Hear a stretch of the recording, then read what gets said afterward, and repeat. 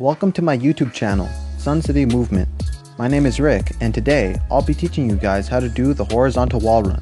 It should look something like this.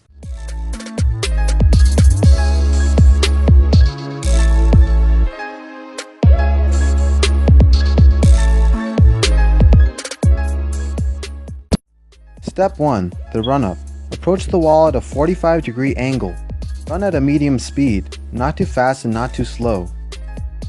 Step 2. Foot placement. Place your foot on the wall at hip height. The angle at which you place your foot is also very important. Place your foot on the wall at a 45-degree angle. The only part of your foot that should touch the wall is the ball of your foot, as shown here. Be careful to not push out too much against the wall. With the second or third step, make sure to absorb the impact a little bit with your legs. Notice that I run up the wall diagonally instead of straight across. It is easier to take more steps if you're at a corner.